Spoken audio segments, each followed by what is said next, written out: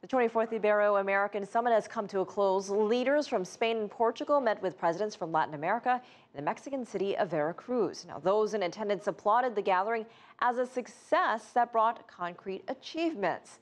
CCTV's Franc Contreras was there. And Frank, what did you see? Well, let's just put it this way. It was a nice, very brief meeting, Elaine. Probably lasted less than 24 hours.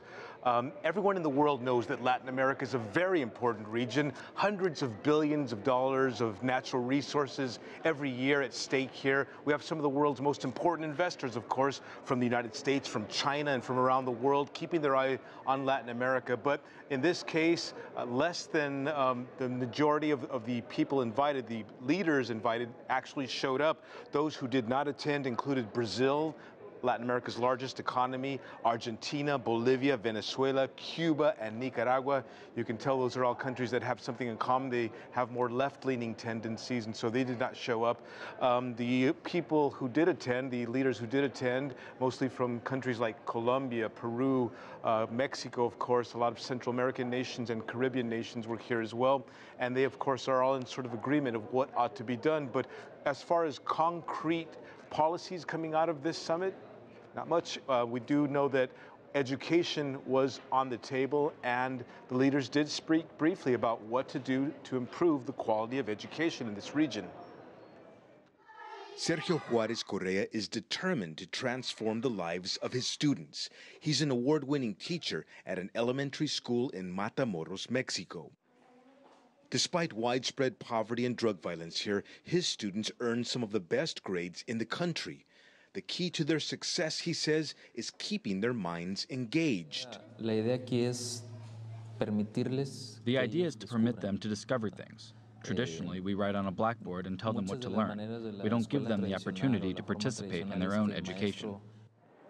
Education levels across Latin America have improved dramatically in the past 40 years. Most people in the region can read, write, and many now graduate from high school. But a recent report by the World Bank says the quality of education in Latin America is the lowest among developing nations. A key problem, according to that report, is that compared to other regions, Latin American teachers spend far fewer hours actually instructing their students.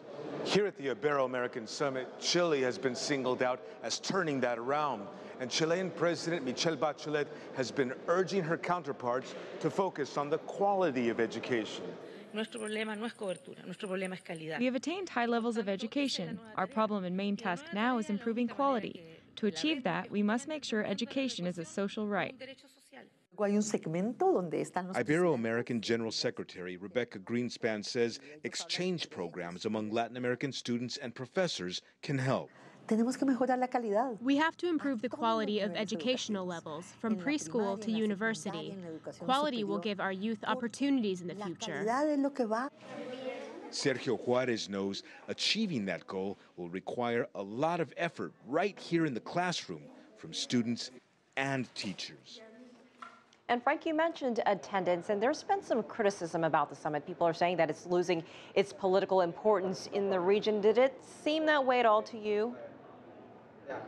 Well, a lot of the key leaders who were supposed to be here, people like Evo Morales, the president of Bolivia, decided to go to a different summit, one taking place at this very moment in Lima, Peru, looking at climate change issues. In fact, Mexico's own president, the host of this summit, himself is now on his way to Lima. And so one of the concrete things that we do know that did come from this summit, Elaine, is that there was a vote that took place here, and they all agreed that this summit should take place once every 2 years, not once every year as it now does. And so that is one of the major changes taking place with the Ibero-American Summit. Also, we know that in 2016, the next time it happens, it'll be in Colombia.